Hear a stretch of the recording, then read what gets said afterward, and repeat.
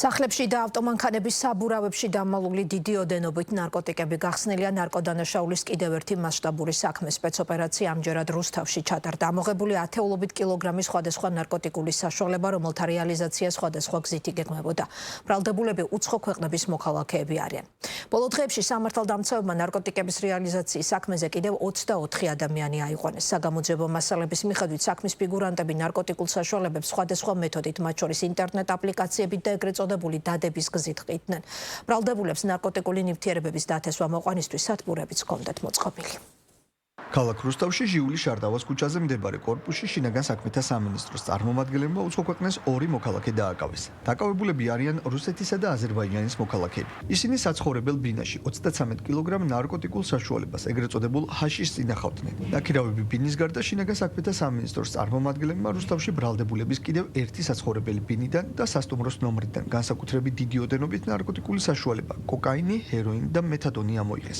ბრალდებულების ერთ-ერთი საცხოვრებელი ბინიდან ნივთკიცება დამოღებულია განსაკუთრებით დიდი ოდენობით 33 კილოგრამამდე ნარკოტიკული საშუალება ტეტრაჰიდროკანაბინოლი, ეგრეთ წოდებული ჰაშიში, რომლის ღირებულება შავ ბაზარზე 6 მილიონ ლარს შეადგენს. აღნიშნული ნარკოტიკის ნაწილი დაკავებული პირების ამავე ბინაში ავტომობილების საბურავებიდან ამოღებული იქნა.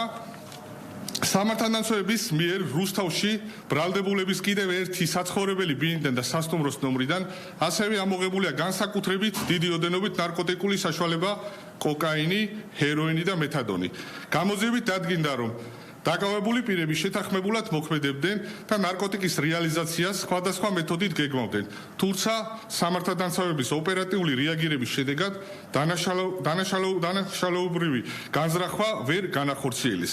დაკავებულებს აღკვეთი ღონისძიების სახით ორთვიანი პატიმრობა უკვე შეეფარდა. აზერბაიჯანის მოქალაქის აიხან მამადოვის ადვოკატის თქმით, დაკავებული ბრალს არ აღიარებს და ამბობს, რომ ამოღებული ნარკოტიკული საშუალებები მის დაცვის ქვეშ მყოფს არ ეკუთვნოდა.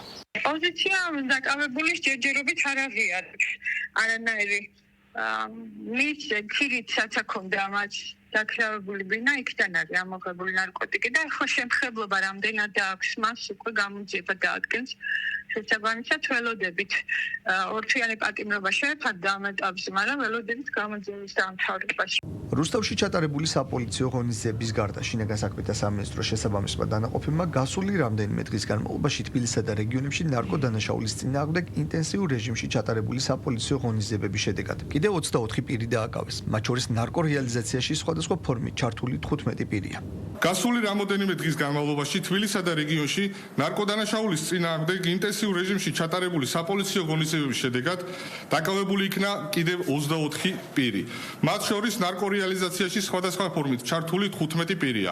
აღნიშნული პირები ნარკოდანაშაულებრივ სქემებში სხვადასხვა ფორმით იყვნენ ჩართული, მათ შორის იყენებდნენ როგორც ინტერნეტ აპლიკაციებს, ასევე ხელიდან-ხელში გადაცემის მეთოდსა და ნარკოტიკების კონკრეტულ ადგილებში განთავსების ხედს.